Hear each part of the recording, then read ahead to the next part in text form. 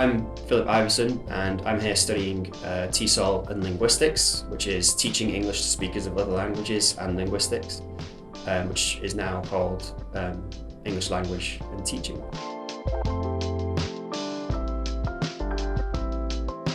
So I was an engineer in the Navy, but then I got promoted into a leadership role.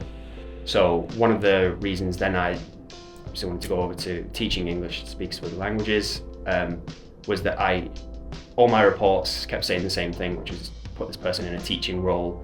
This person's very good at like mentorship and leadership and those elements. And so I leaned towards that side of things rather than the engineering side of things. I prefer to pass on the knowledge, and I really enjoy and thrive on taking complex things and producing a simple solution, and listening to the person that I'm trying to teach and adapting things specifically to them. And so then when I was looking for courses to undertake, the way that this course was advertised on the website at the time was, I don't know, line by line exactly what I was looking for.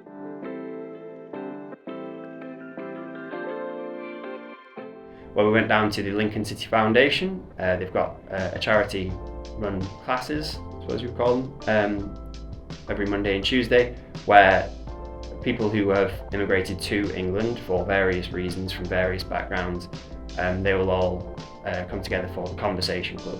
And so we went as part of our training to deliver several lessons, English lessons to them. So that was fun and challenging as well, and it was just the first real glimpse of what we intend to do for the future.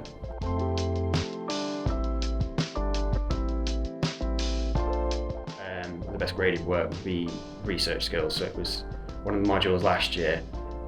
Something that I was really sort of uncertain about, because I don't know, my interest was really more in the teaching side of things than the research side of things. So this was something that I quite struggled with, and then ended up being the most proud of. And that was a thank you to Kelt, really, because I went to sit down with Kelt, Stephanie, and she talked me through I had the knowledge from the subject, and she really talked me through the research side of things, really helped with the language that was used, where I could have done better with referencing, stuff like that.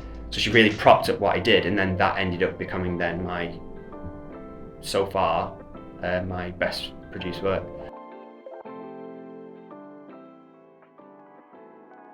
It's not set in stone yet, it's still going through phases. It started off as the effect of teacher beliefs on learner beliefs, but I wanted to, obviously I want to go to Japan, so I wanted to introduce a Japanese theme in there. And that is now, as I've dived into the books and my research has progressed, it's now turned into something along the lines of Japanese attitudes and motivations, and then relate that to the low proficiency that Japan actually has. There's some research that was done that they are, out of 111 countries, 80th at the minute. And so obviously I want to affect that, and I think it's a good place to start by researching it now ahead of time.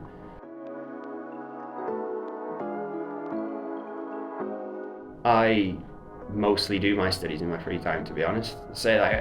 I try and relate most of my work to Japan in some way, and as that is the guiding factor for me, it's a huge interest, and so it's something I'm constantly looking at, and everywhere, like if I'm looking at articles for other assignments and stuff, that always comes back to the dissertation.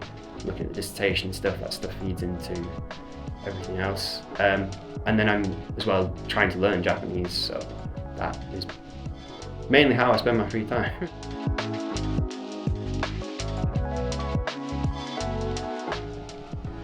Wonderful, experienced, very caring as well, supportive, very supportive.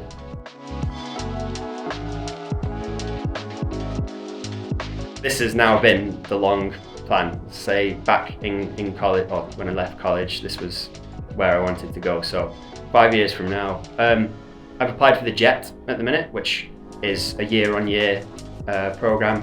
It's the Japan Exchange Teaching Program. So I'm hoping after the first year I would be accepted for a second, possibly a third. And then, unless I find a great school before that point, I would stick with the JET program. But I ultimately want to develop a program of my own, basically, for teaching English specifically to Japanese students.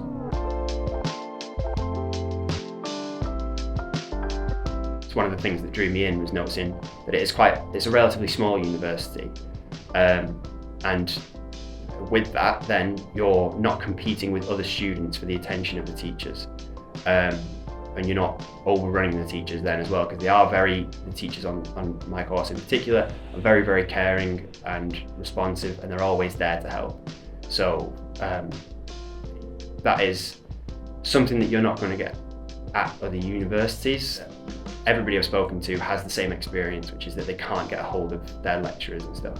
That is not an issue at all at this university. It's any questions that you've got, if you need help, they're there. They are there. And then there's Celt as well. Celt have been absolutely fantastic for me. I use them every single semester, and they've really, really helped me all the way along.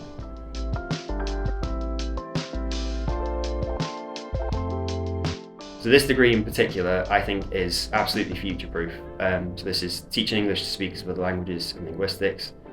I think it's now changed to English language and teaching, but the world is now sort of the smallest it's ever been. Like, we've got access to absolutely everywhere, and the world is crying out for English language teachers as well. So I would say if you really want to travel as somebody who's in the Navy, don't listen to their adverts. go with a degree like this, especially at this university where you will get the support and people who are very experienced in this field to see the world and to take with you something that you've sort of carried your whole life, which is your English language.